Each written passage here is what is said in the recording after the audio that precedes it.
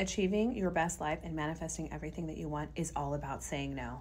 I am going to stand behind this mantra for the rest of my life because this last year I've manifested and brought in everything I could ever want. Have you ever run out of things that you want to manifest or bring into your life because you have quite literally brought everything in that you ever wanted? Well, that's me right now. And it was all achieved in the saying no to the things that I didn't want. For example, I called in my soulmate, and as I dated, I said no over and over and over again before I met him to what I did not want. And I was resolute and I was swift in cutting out what I did not want.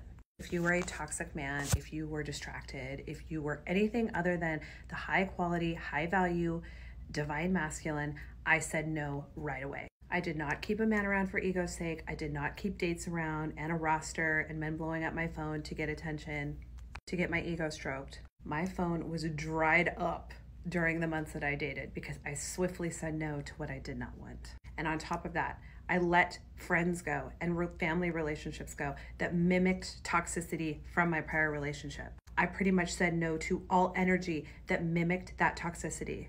And I kept my energy field pure.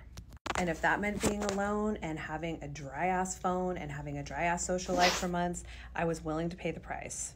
And I used that time so wisely to pour back into myself and get on that high energy vibe of creation, of love, of self-love, of self-discovery.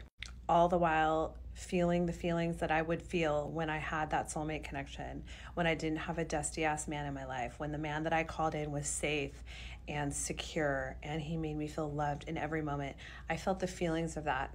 So you could say that the last few months were not lonely and they were not boring. They were actually some of the happiest and most comforting of my life because I cultivated the feelings of safety in my body and in my environment.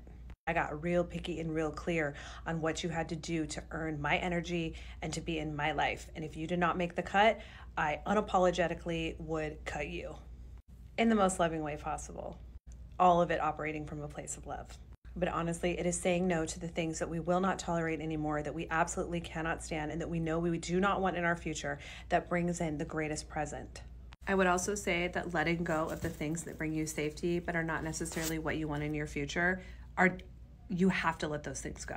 For me, it was my marriage. For me, it was my lifelong religion. Those things gave me safety and those things gave me comfort. But once I realized that they no longer aligned with the authenticity that I wanted to bring to the world of freedom, of high vibe, divine love, of the space to be myself and the space for my kids to be themselves without misogyny or patriarchy, I had to burn down and let things go that were very, very hard to let go. So it's not always saying no to a dude on an app because you're dating. It's burning down things. It is letting things go that you have relied on for decades and decades to bring you safety and peace and saying no. Thank you for giving me what you gave me, but this no longer aligns with what I want. And going and stepping into the unknown of what the new will be and taking a leap of faith and listening to your instinct and going in the direction of your heart.